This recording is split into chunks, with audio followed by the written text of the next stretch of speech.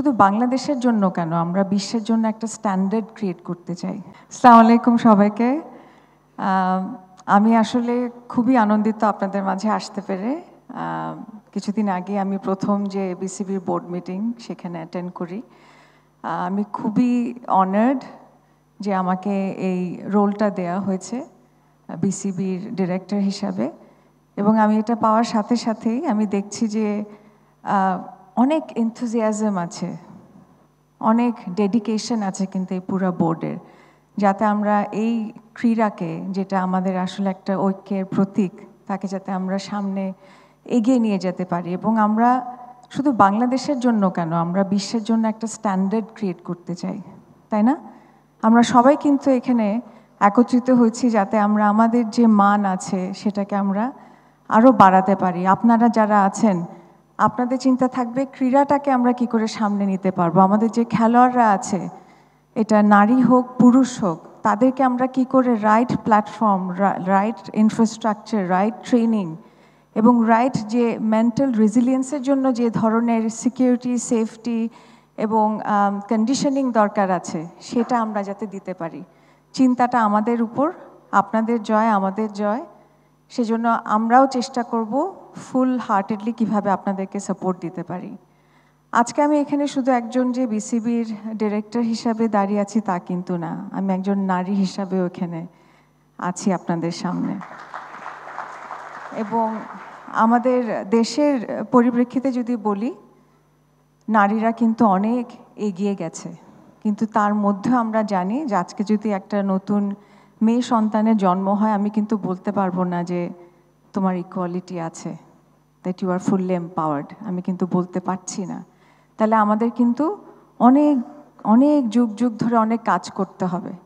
এবং এর জন্য কারা কাজ করবে? শুধু যারা একটা পজিশনে আছে, টাইটেলে আছে, তা কিন্তু না।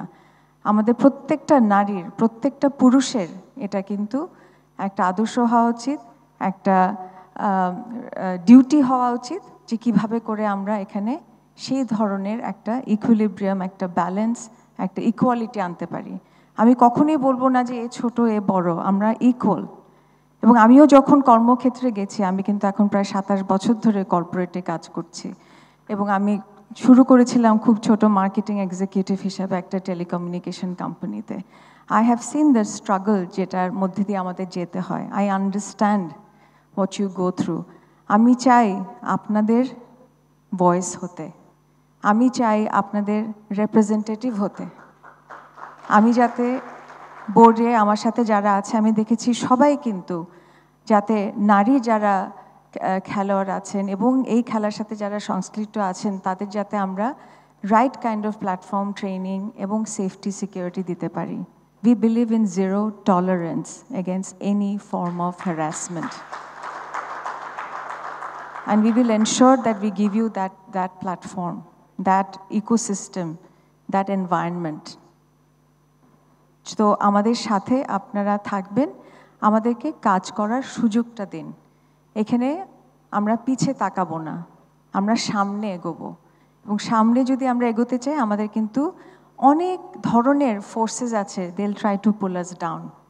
আমরা যদি সেদিকে ফোকাস না দিয়ে আমরা কি করে সামনে যেতে পারি সেদিকে ফোকাস করি, দেখবেন আমাদের কিন্তু যে ডিরেকশন, যে ভিশন আছে, সেটা অবশ্যই আমরা অ্যাচিভ করতে পারবো। এবং সেখানে আপনাদের প্রত্যেকের কিন্তু এখানে কন্ট্রিবিউশন দরকার, আপনাদের অবদান আছে।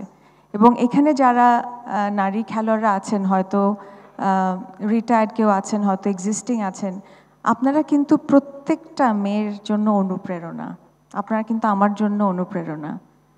শুধু ক্রিকেটে না, যে কোনো স্পোর্ট থেকে আপনারা যদি এসে থাকেন, কারণ আপনাদেরকে দেখে কিন্তু আমরা শিখেছি। আমি নিজেও কিন্তু স্পোর্টস খুবই পছন্দ করি। আমি যখন ব্যাডমিন্টন ফেডারেশনে ছিলাম, সেখানেও আমি চেষ্টা করেছি কি করে নারীদেরকে ইকুয়াল ফেসিলিটিস এবং যে সম্মানটা এবং সুযোগটা সেটা যাতে দিতে পারি। আমি আশা করব আমার এখানে আমাদের সম্মানিত প্রেসিডেন্ট আছেন, বোর্ড মেম্বার্স আছেন, এবং আপনাদের সাহায্যে যাতে আমরা এই নারী যে খেলোয়াড়রা আছেন তাদেরকে যাতে আমরা সেই রাইট প্ল্যাটফর্মটা দিতে পারি। সো আমি আর বেশি আসলে দীর্ঘায়িত করব না আমার কথা, আমি একটু ওভারওয়েলমড হয়ে যাই, কারণ I talk from my heart, and এটা হচ্ছে আমার কনভিকশন, আমার ডেডিকেশন। এবং আমরা ইন্টেগ্রিটি অ্যান্ড এমপ্যাথি এই দুইটা দিয়েই কিন্তু আমরা এখানে কাজটাকে এগিয়ে যাব। Thank you so much.